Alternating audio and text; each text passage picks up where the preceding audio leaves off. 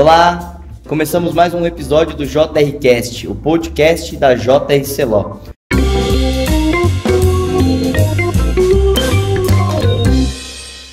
Hoje, de forma muito especial e muito diferente, estamos fazendo um podcast aqui da cidade de Balsas, no Maranhão, e tenho dois convidados mega especiais. A Ana Weber, que é nossa advogada da Unidade de Negócios Agro, aqui de Balsas, e o Carlos Manzotti. Boa tarde, gente, tudo bem? Boa tarde, é um prazer, é uma alegria poder estar aqui no podcast da JRC Law, em Balsas, Maranhão. Um momento muito especial, estamos no AgroBalsas, momento em que a cidade exala agronegócio. Ana? Boa tarde a todos vocês. É um prazer estar aqui comentando assuntos de grande relevância para o agronegócio, para o produtor rural. E é um prazer e uma honra estar aqui com vocês. Entendi. Gente, o que é a unidade agro do escritório que está sendo aberto aqui em Balsas? Ótimo. A ideia é a gente ter um polo, uma estrutura em que produtores aqui da região se sintam próximos do escritório JRC Law.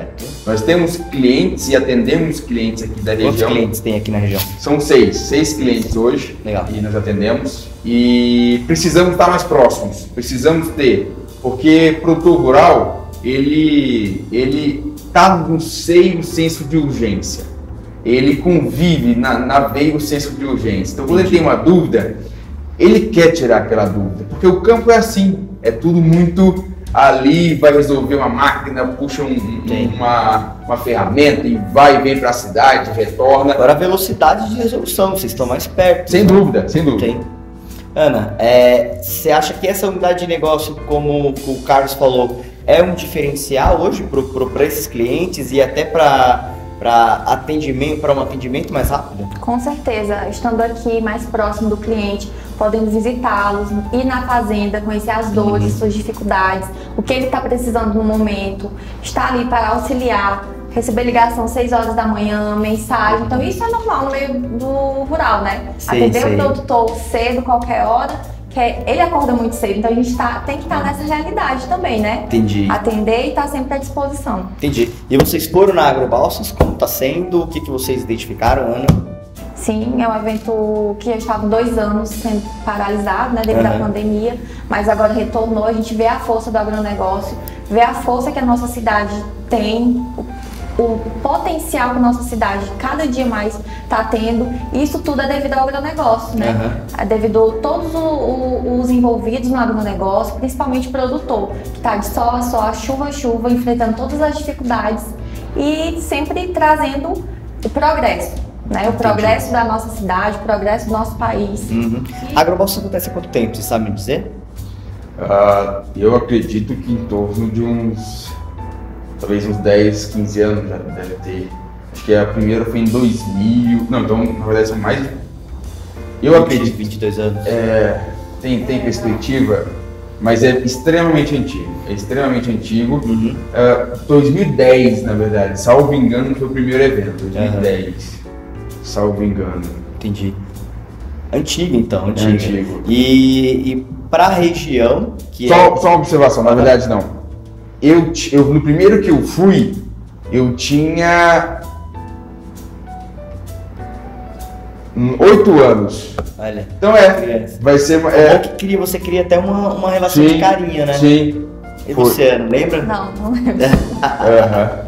Eu tinha essa idade, já tinha. Começava uma feira do agronegócio, já começou essa feira e aí se tornou o AgroBalsas. Entendi. Gente, e pelo que até a gente conversava aqui em off, o Carlos falava que existe uma região em volta aqui, que é o Mato Piba, que é vocês podem falar um pouquinho dessa região, como funciona e qual a importância da AgroBalsas estar no centro dessa região, trazendo inovação? Ótimo. Mato Piba é Maranhão, Tocantins, Piauí e Bahia. É a perspectiva dessa fronteira agrícola de início, ali, década de 80 para os dias atuais, em que o cerrado ele se tornou um protagonista na expansão do agronegócio brasileiro. Entendi. Então, perspectiva histórica. Mato Piba, Maranhão, Tocantins, Piauí e Bahia. Legal. Exatamente. E Balsas, para entrar especificamente, Balsas dentro do Matopiba vai ser o terceiro maior produtor de grãos dentro do Matopiba, perdendo para duas cidades da Bahia, Barreiras e região de Luiz Eduardo e região de Barreiras. Então veja, Balsas, juntando Balsas, Riachão e Taço Fragoso, são cidades vizinhas, estamos falando de aproximadamente 500 mil hectares, segundo o AgroLink aqui da última safra 2020. Quanto em toneladas, sabe dizer? Vocês sabem dizer? De produção? Estimada umas 22 mil toneladas, 23 mil toneladas. É enorme, então, né? E assim, a gente fala do potencial que Balsas tem hoje, né? Mas a gente não pode deixar de lembrar o início, né? Aqui da região, que foi bastante difícil. Quantos produtores, né, sofreram aqui no início para hoje a nossa cidade ser o que é. E o potencial, né? Desbravado, abrindo terra, enfrentado todas as dificuldades no início, né? Então, assim, a gente tem que agradecer esses produtores inicialmente, né, que foram o pontapé de tudo isso que é a nossa região hoje. E também ainda tem produtores que daquela época, né, vem com endividamento até hoje. Caramba! Sem dúvida. Então a AgroBalsa está muito bem localizada. Ela está no centro, servindo o Matopiba, né? Sim, sem dúvida. Ela vai pegar o sul, ela está no sul do Maranhão, sul do Maranhão, e vai pegar então boa parte produtiva do Piauí, que é Baixa Grande do Ribeiro, que é um grande produtor, em torno de 200 mil hectares plantados. Vai pegar também Tocantins, parte de Tocantins, Campos Lindos, que é uma região extremamente produtiva também, e vai pegar o sul do Maranhão. Então ele consegue contemplar uma região bem central. Além disso, o Maranhão também, dentro do Matopiba, de forma geográfica, ele está mais ou menos no centro. Vai ter Piauí aqui, Tocantins, Bahia, e vem agora essa nova fronteira agrícola, que são os estados do norte.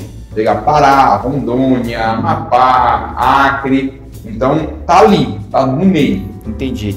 E entrando no detalhe do escritório, me passaram que, além de serem apoiadores do evento da AgroBalsas, vocês deram uma palestra ontem com o Dr. Jean. Conta pra gente como que foi. Foi engrandecedor. Houve muita troca de experiência, né? Desculpa, qual que foi o tema? Foi contratos, reestruturação de dívidas e capitais e também impostos. Olha que legal. Foi bastante legal, a gente trocou experiência com os produtores que estavam lá, né? Eles estavam passando as dificuldades que enfrentaram. Também foi abordado o tema de arbitragem legal. Com o Dr. Jean, foi muito interessante. E só teve mesmo momentos de... Foi um momento de descontração, na realidade, não foi nada formal, foi engrandecedor. Foi um grande debate para trazer informação para o produtor rural, que é muito necessário, né? A gente fala muito isso em off, é necessário levar informação ao produtor rural. O produtor rural precisa entender que ele tem mecanismos a favor dele, né? E um desses mecanismos é a recuperação judicial. Qual é a lei da recuperação judicial? E o que ela traz de força para o produtor rural? Ótimo. A lei de recuperação judicial, e a ferramenta de recuperação judicial, ela foi instituída pela Lei 11.101, de 2005. Sim. E ela é uma ferramenta extremamente importante naquele empresário ou na atividade empresária, naquela unidade produtiva, e que se encontra no momento de dificuldade ali naquela situação provisória de fragilidade econômica. É uma ferramenta em que consegue se colocar e se reconhece, obviamente, que se deve, existe uma dívida, existe um passivo, mas olha, eu preciso de uma forma de renegociar, de escalonar essa estrutura de pagamento para que eu mantenha a minha unidade produtiva, mantenha os meus os empregos que dependem da geração de renda e o pagamento dos impostos e essa estrutura de manutenção da fonte produtiva. Então é uma ferramenta de proteção deste empresário, no caso de forma geral, que passa por um momento de fragilidade. E, especificamente para o produtor rural, a gente tem aquela construção ali jurisprudencial, junto com a lei também, que aí veio para assegurar e dar firmeza. Sim, o produtor rural pode e deve se utilizar da recuperação judicial como um instrumento a mais de renegociação de dívidas. E vale também frisar que o produtor rural, seja pequeno, médio, grande, ele tem um patrimônio que envolve muitos valores, só que muitas vezes ele não tem o capital, né? Ele tem o capital ali circulante, ele tem muitos bens e não tem o dinheiro, né? Então, nesses casos, quando o produtor rural entra no endividamento, ele tem que ter a consciência de que não basta saber administrar apenas o seu ativo, ele tem que saber administrar também o seu passivo, porque o passivo também é um patrimônio. Então, a recuperação judicial, que auxilia todos os empresários, com mais razão também tem que se auxiliar o produtor rural, tendo em vista que a atividade agrícola é uma atividade que é assegurada e é protegida, inclusive, pela nossa Constituição Federal. E por ter também a visão social de empregos, de renda e garantir a segurança nacional de um país. Sem dúvida. E isso, só uma observação muito rápida. E é muito importante a gente divulgar essa estrutura da recuperação judicial, notadamente um foco aqui óbvio ao produtor rural, e deixar muito claro que a recuperação judicial não é um meio, um subterfúgio para aquele produtor não pagar as suas dívidas. Isso é algo que a gente precisa combater veementemente e é divulgado em muitos casos. Porque a recuperação judicial é essa ferramenta legítima e legal dele reconhecer que deve aquilo, quer pagar aquilo, quer se estruturar em cima daquele passivo. E o aumento do pedido da recuperação judicial do produtor rural não é que agora os produtores estão conseguindo não pagar as suas dívidas com várias recuperações. Não, é um reequilíbrio de mercado. Porque para o produtor rural era renegado por uma questão técnica da lei de recuperação, que era o registro na junta comercial como exigência, com 2 anos de antecedência de atividade, como exigência.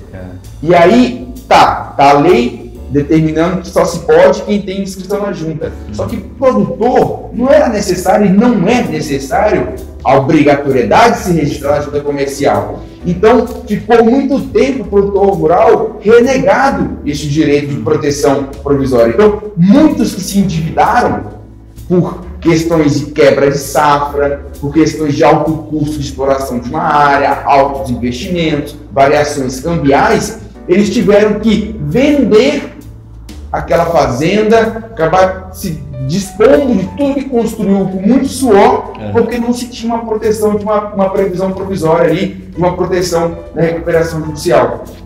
Que foi um ganho, começou ali em 2018 com a decisão do STJ no caso Cupim, e veio agora com a alteração em 2020, muito claro na recuperação, que o produtor pode sim e não é obrigado o registro obrigatório na junta comercial por essa condição especial do produtor rural. A lei da recuperação judicial, em nada ela se compara à lei da concordata, a antiga lei da falência concordata, certo? Quais são as diferenças? Só para entender, porque dá muito a sensação de, que não é, obviamente, do produtor, do empresário não pagar as contas. Sim. Qual que é a diferença da lei da falência concordata com a da recuperação judicial? Na verdade é o seguinte, a concordata era o antigo nome dado, tá? O que nós utilizamos hoje é recuperação judicial e falência. E os dois são regidos pela mesma lei, 11.101 de 2005. Então a recuperação judicial é uma ferramenta e a falência é outra situação. E a concordata era conhecida como antiga falência. E hoje só existem essas duas figuras, recuperação judicial e falência. Falência, e a diferença está óbvio na própria definição. A recuperação é uma dificuldade provisória. Então aquela empresa, aquele produtor está provisoriamente passando por uma dificuldade. Falência é o fim. Ele infelizmente não conseguiu manter essa provisoriedade. Acabou em definitivo falindo, se encerrando a atividade. Não tem como mais manter ativo aquela empresa ou aquele produtor rural. É justamente isso, porque a recuperação judicial possibilita que o produtor rural ele ganhe tempo para pagar suas dívidas, né? Renegocia com todos os seus credores, porque o produtor rural, até ele chegar a ter essa visão de pedir a recuperação judicial, tendo visto também que é um instituto novo para o produtor rural, ele já vem com endividamento, né, de alguns anos, que não está conseguindo renegociar com seus credores, porque às vezes são muitos credores, então utiliza, né, a recuperação judicial, que é plenamente válida e legal na lei, é um instituto legal. Então não é algo que o produtor rural está se utilizando para se esquivar das dívidas, porque não existe, né, ele não tem como deixar de pagar, ele vai pagar no tempo oportuno, no tempo certo, do que vai ser aprovado num plano, que vai ser homologado inclusive pelo... Sob a luz da lei e chancelado por autoridades. Pelo juiz, é um mecanismo completamente à luz da lei, né? E é algo que eu sempre pontuo, que negociar com alguém, um produtor, um empresário, em recuperação judicial, é muito interessante. Porque alguém que está em recuperação judicial, vamos pegar aqui o produtor rural em recuperação judicial, toda a movimentação financeira dele, DRE, balancete, estrutura contábil, é colocado ao escrutínio, à análise de um administrador judicial independente, que vai olhar aquela movimentação financeira, vai olhar o patrimônio, vai olhar o passivo, vai olhar como ele toca o negócio dele e vai falar, e vai ter essa fiscalização do administrador e do próprio juiz dentro do processo de recuperação. Então veja, negociar com alguém que está em recuperação judicial é extremamente confiável. Sim. Entendeu? Entendi. Porque todos os negócios agora ele vai ter um administrador que olha. Sim, com certeza. E levando a esse ponto do administrador judicial, né, é uma pessoa... O que é um administrador judicial? Desculpa a pergunta. O administrador judicial é um terceiro, né, imparcial, que vai analisar ele vai fazer visitas na propriedade. É escolhido pelo juiz. Pelo juiz. Ah, legal. Então é um processo completamente neutro e que a justiça toca. O produtor só entra com pedido. Isso. Entendi. Aí o administrador judicial vai fazer toda a análise, toda a documentação, verificar, ele vai dar os pareceres.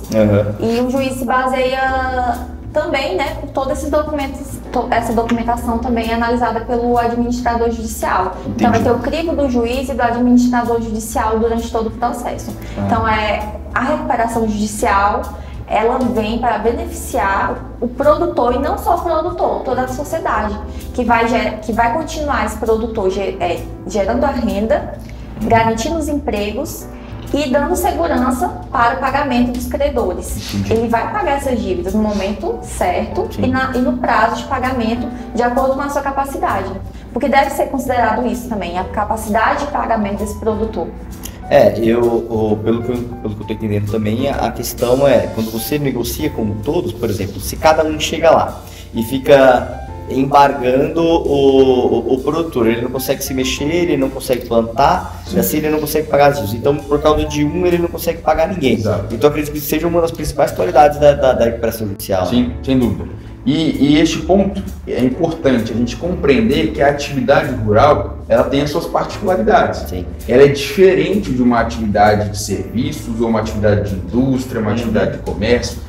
O ritmo dela de fluxo financeiro, de receita, de planejamento é totalmente distinto. Não se colhe o ano inteiro, todo mês, exatamente. Inteiro. E a particularidade, uma das particularidades principais é que o produtor rural, para fazer o seu fluxo financeiro, ou seja, a safra, uma primeira safra, uma segunda safra, ele depende, em regra, 90% dos produtores rurais, de um financiamento, de um crédito rural para adquirir insumos, sementes, defensivos químicos daquele ano, daquela safra. Então, uma particularidade dos créditos rurais sempre são de vencimento de um ano. Então, vai ter um crédito rural para se tirar, para comprar semente daquele ano, para se comprar insumos, fertilizantes daquele ano. Não tem um estoque. Não se faz um estoque, uma gestão disso. É safra por safra. E nesse processo de financiamento anterior, se planta uma safra. Colhe fluxo financeiro e entra receita. Então é importante, inclusive, o poder judiciário e as pessoas compreenderem como é o ritmo de um produtor. Isso é muito, eu vejo e visualizo com alguns credores que às vezes querem pagamentos mensais. Ou a forma do administrador, inclusive o administrador judicial, que vai ter os honorários pagos mensalmente. Para o produtor é diferente. Uma indústria, uma loja, ela vende todo mês. Ela tem dinheiro todo mês. Não, o produtor rural não funciona assim. É diferente. Inclusive, já positivado no instrumento legal que fala sobre o crédito rural, que deve ser considerado os prazos de pagamento, as épocas do cronograma de colheita. Sim. Então, qualquer cláusula diferente disso pode ser, inclusive, nula.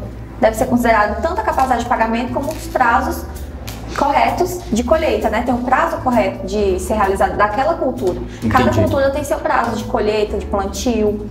E outra coisa muito importante é que quando o produtor rural ele compra os materiais, as sementes, adubo, tem a época certa de plantio. Se chegar a atrasar qualquer produto, ele vai ter um prejuízo. Entendi. E se uma empresa demorar a entregar esse produto, o produtor vai ter prejuízo, né? Então, isso também pode ser levado para prorrogar um crédito, para gerar algum desconto para o produtor rural, tendo em vista toda essa problemática que foi causada. Entendi. A lei de recuperação judicial no Brasil, ela tem o DNA americano, porque os Estados Unidos tem uma cultura já muito difundida deles. As empresas enormes como American Airlines, Delta, já fizeram 2, 3 vezes a recuperação judicial. O DNA segue o mesmo padrão? Com certeza. Claro, adequado para uma estrutura normativa jurídica brasileira, mas o espírito está lá, está na lei americana de solvência. Inclusive a política acessória da recuperação vem de lá. Qual é essa política acessória? Empresas especializadas em investimentos que a gente chama de crédito estressado, que são créditos que estão dentro da recuperação judicial. Lá o mercado é gigantesco, de empresas que visualizam a compra de créditos dentro de uma recuperação judicial. Legal, legítimo. Inclusive este fato de investidores dentro da recuperação foi uma alteração desta lei de 2020, que também trouxe o produtor rural, que é a ideia de parceiros estratégicos e investidores estratégicos. São pessoas que observam naquele grupo, naquele produtor, naquela estrutura, uma oportunidade de negócio. Olha, eu visualizo e vou comprar estes créditos e vou te financiar dentro do que a gente chama de créditos estressados, que é um mercado gigantesco.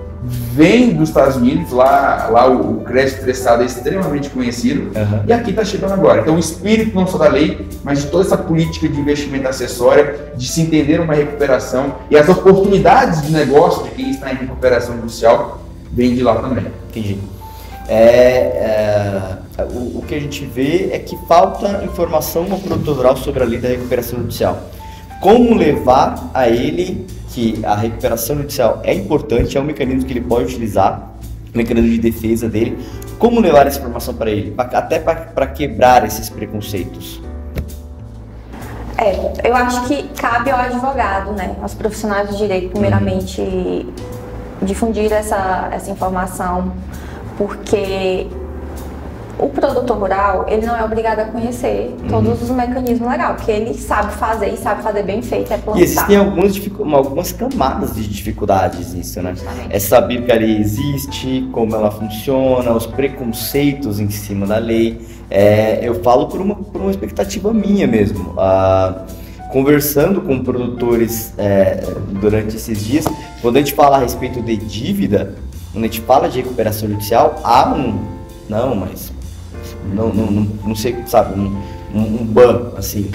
Então, existem algumas camadas de dificuldades, né, Ana?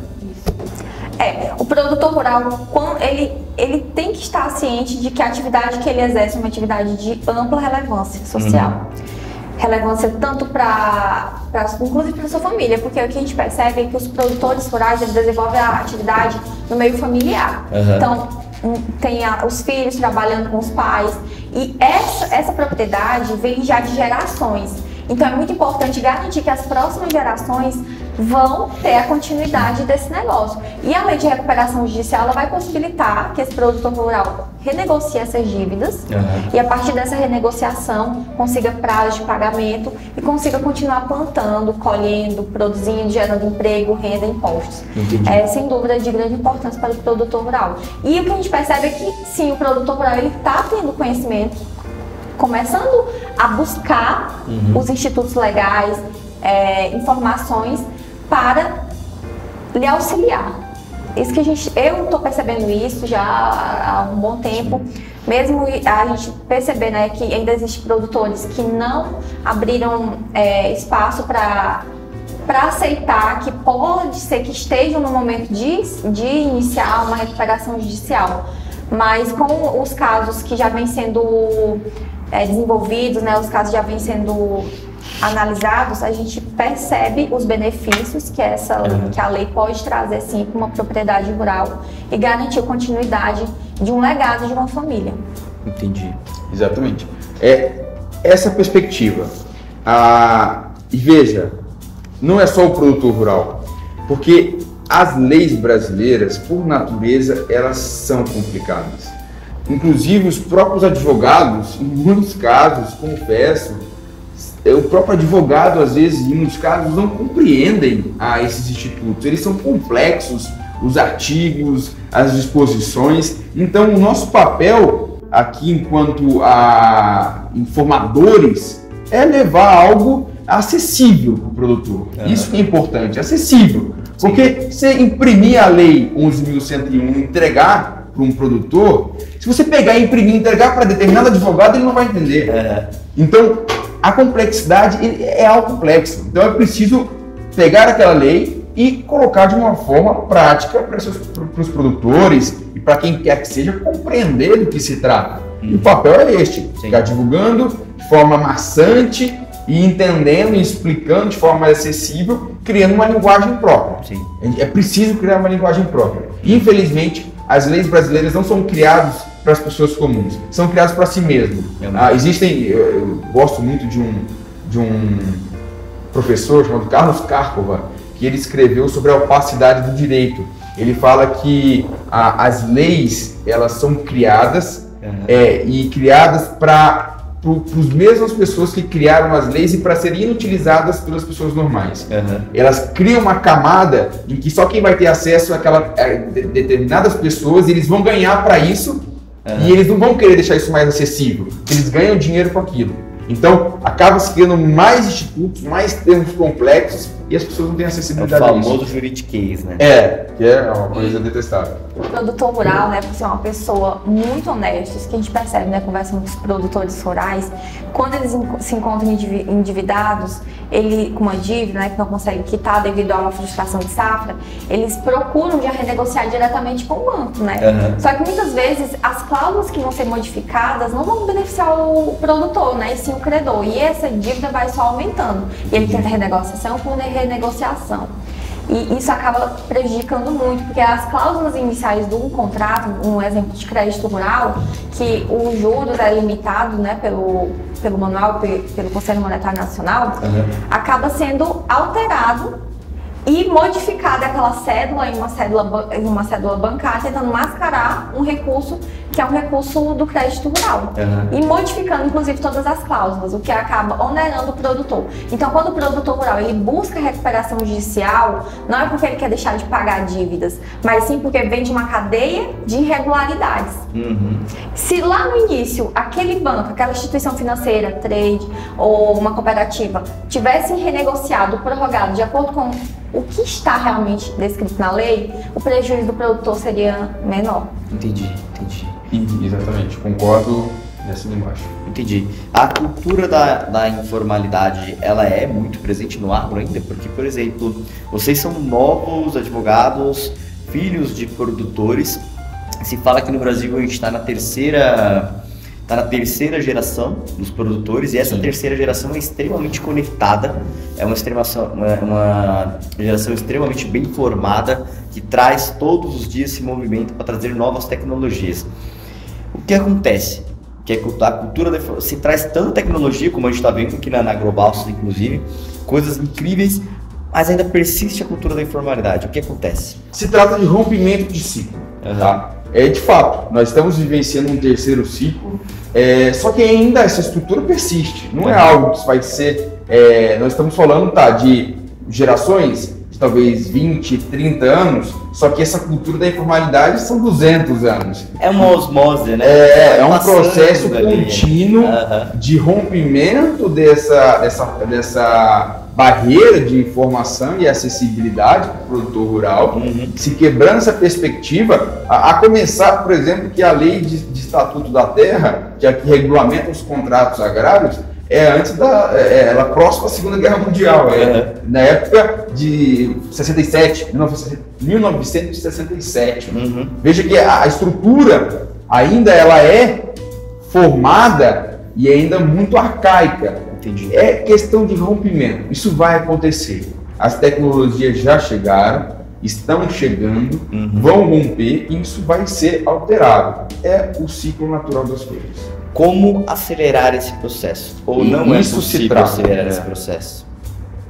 É algo que vai ser aos poucos sendo modificado, que a gente já vê, né, sendo modificado. A gente percebe que o produtor ele investe bastante em tecnologia, em uma assistência técnica muito bem feita, né, com agrônomo, com técnico. Até porque essa tecnologia aumenta a produtividade da safra, né? Sim. Tem maquinários que praticamente, se não zero, se aproximam muito próximo zero da produtividade de safra, por exemplo. Sim.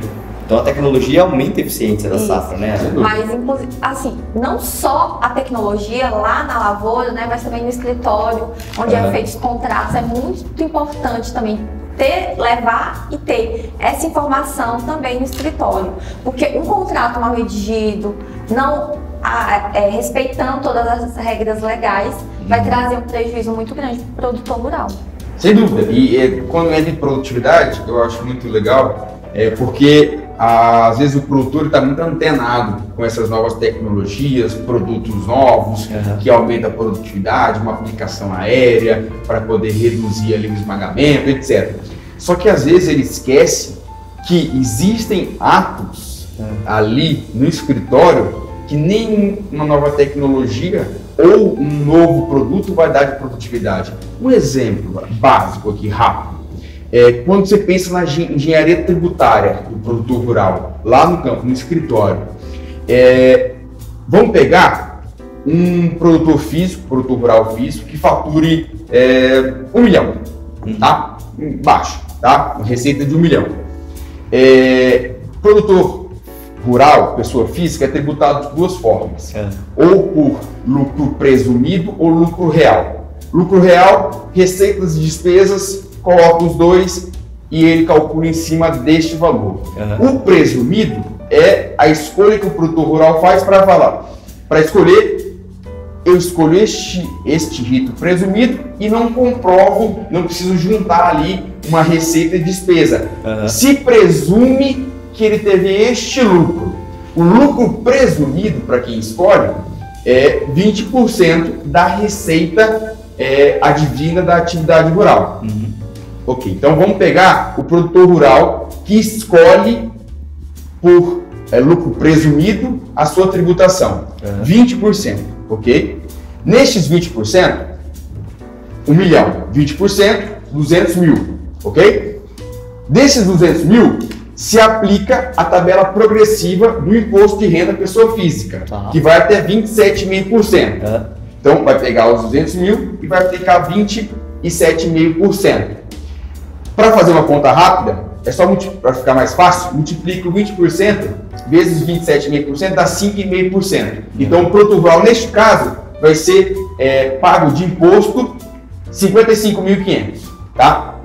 Neste caso, 5,5%. Vamos agora pensar se ele abrisse uma holding ou uma CNPJ, uma PJ e atuasse pessoa jurídica.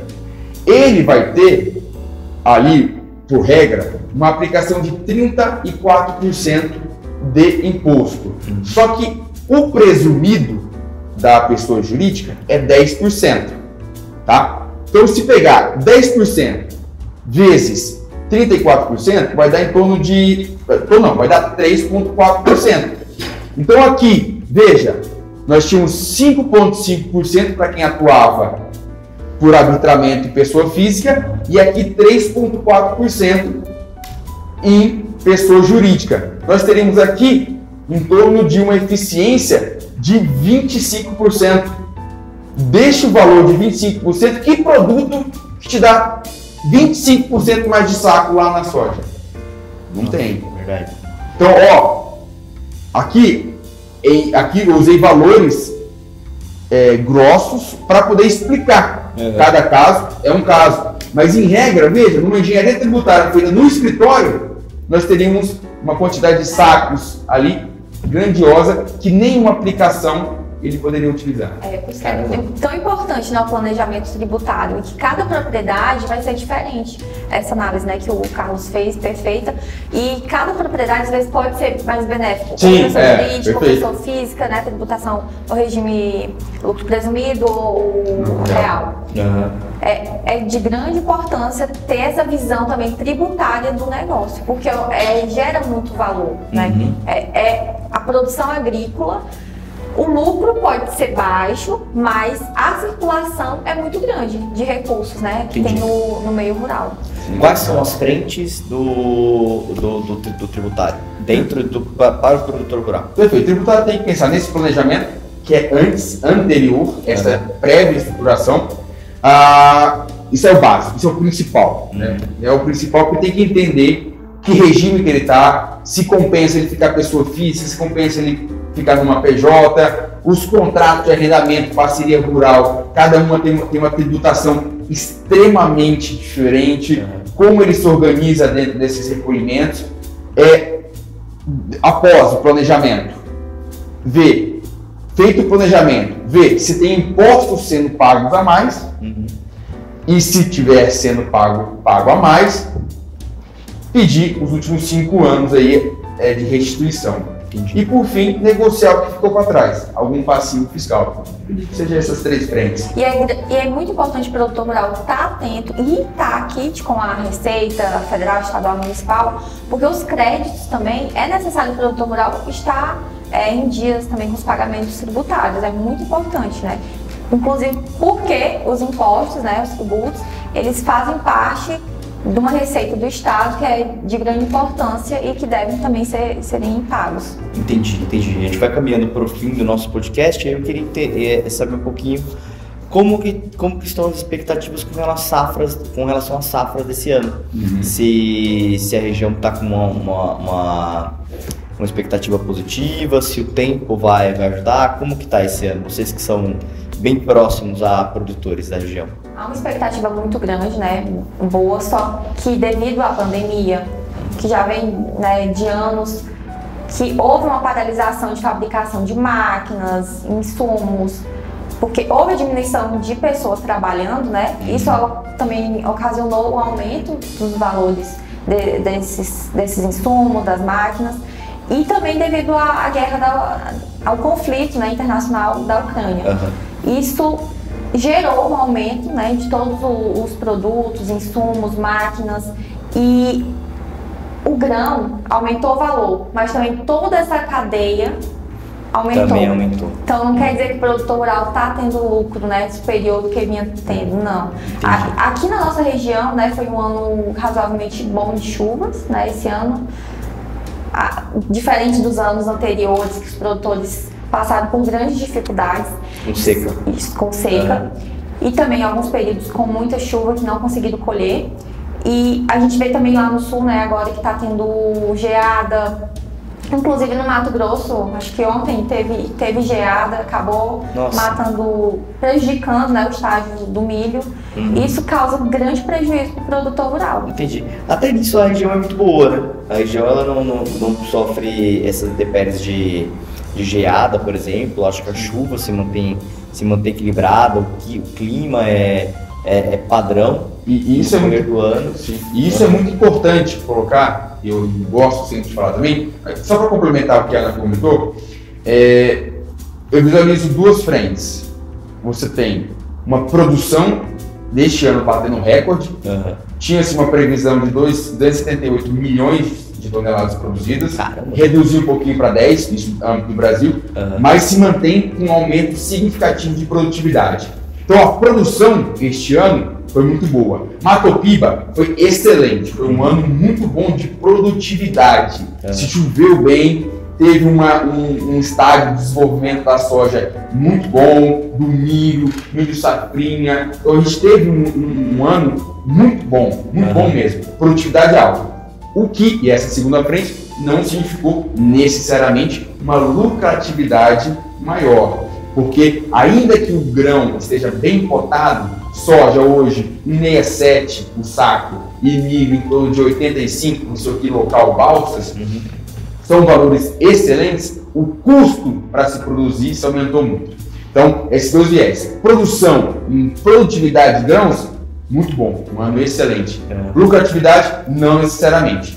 E é importante, no Matopiba, observar que existiu, e hoje não mais, mas sempre existiu uma certa falsa percepção de que o Matopiba não era uma área boa para a produtividade de soja.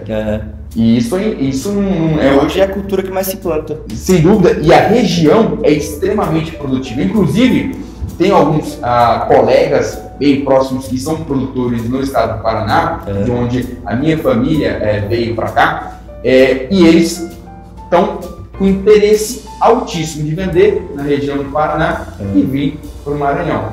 Porque lá se teve, nos últimos 2 anos, lá geada seca. Foram os últimos 2 anos extremamente horríveis no sul. Então eles estão observando que aqui sim tem uma certa estabilidade, certamente, às vezes tem umas crises hídricas de seca, e isso de fato, porque, veja, ali dando 25 dias de sol, 30 dias de sol, para o desenvolvimento da soja, a depender do estágio vegetativo, reprodutivo que ela esteja, o impacto é gigantesco. Então, assim, claro que tem, mas se observa que sim, Matopiba tem um potencial, as novas tecnologias de cultivares e tecnologias que trazem este estresse hídrico ou reduzem o estresse hídrico são muito importantes para serem plantados no Cerrado. E aqui está despontando, já é um potencial. Eu visualizo como o futuro do Brasil em agronegócio, em produtividade, em tudo, é a região norte-nordeste. Legal. Tudo isso que o Carlos falou, que a nossa região é uma região promissora, né, que cada dia está crescendo, está inovando, está sendo notícia, né, nacional. E outra coisa que a gente poderia também acrescentar é com relação à recuperação judicial, que possibilita que o produtor rural, quando é deferido o pedido de recuperação judicial, suspender por 180 dias todas as ações e execuções. Isso possibilita o produtor comprar na hora certa e poder vender o produto na hora certa. Isso, sem dúvida, ajuda. Entendi. Gente, acho que valeu demais o papo de hoje. O objetivo sempre é levar informação ao produtor rural, levar para ele que ele tem sim saída. O Jean sempre fala isso, né? Produtor rural, você tem sim saída, você tem um mecanismo para te ajudar. O homem e a mulher do campo já são extremamente, a depender do tempo, a depender de tantas outras coisas. Acho que ele precisa conhecer esse mecanismo para ter segurança mesmo. Segurança de planejamento, segurança para safra, safrinha, enfim. Muito obrigado pela presença de vocês no podcast de hoje.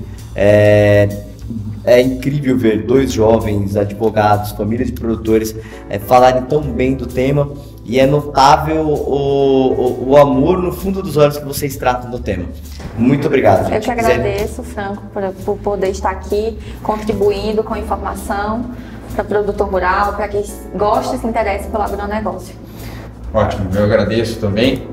Só uma última observação que eu acho muito necessária: recuperação judicial também dá para ser feito na forma extrajudicial, na forma de negociação anterior ao próprio ajuizamento de uma recuperação judicial. Que se torna o processo menos custoso, e dá para ser mais negociável. Sentar na mesa, olha, estou assim, preciso disso, me ajudem. Vamos assinar antes, só manda para homologação. Então veja, o Instituto de Recuperação, ele é importantíssimo. Isso que a Ana comentou, do prazo ali, de dar um fôlego para essa estruturação de plantio e de colheita e de comercialização da safra, é importantíssimo. Então o produtor precisa, produtora rural, e já o homem e a mulher do campo. A mulher, exatamente como bem pontuou, precisam estar antenados. E assim, eu sou um amante do agronegócio. Acho que é necessário a gente observar porque hoje o Brasil está sendo totalmente carregado pelo agronegócio, ele é carregado pelo agronegócio, e a gente precisa colocar a estrelinha para esses heróis que estão ali trabalhando no dia a dia no campo, ali produzindo, pegando sol, e precisam sim dessa proteção, e precisam saber que tem essa proteção. Sim, e eu costumo falar que a profissão mais importante é o produtor rural. Sim, com toda certeza. Sem produtor rural você não vai comer. Se você almoça, toma café e janta, é porque o produtor rural está ali trabalhando, e diante de todas as dificuldades, ele sempre tem esperança. É isso que eu percebo. Ele não desiste e tem esperança que o próximo ano vai ser melhor, que a próxima safra ele vai colher melhor, que aquela chuva que estragou o seu milho, que aquela falta de chuva estragou sua produção, mas que o próximo ano ele vai ter uma safra melhor do que a que passou. A fé do homem e da mulher do campo é algo lindo de se ver, né? O agro, além da participação no PIB essencial, acho que está chegando próximo aos 30% já, o Brasil é o grande celeiro do mundo. O Brasil ele tem uma grande importância na alimentação mundial. Então, acho que isso aqui que a gente faz, ações simples assim, são extremamente necessárias para se fomentar o conhecimento. Levar para o produtor rural, levar para o homem, para a mulher, e não só do agro, levar para outros segmentos. Para mostrar a importância do agro no Brasil. Sem o agro, o Brasil não seria metade do que é. Gente, novamente, muito obrigado. É incrível vê-los. Tenham, assim, desejo uma carreira longa e linda para vocês. Ótimo. Obrigada. Encerramos o podcast de hoje. Muito obrigado. Nos siga nas redes sociais e até mais.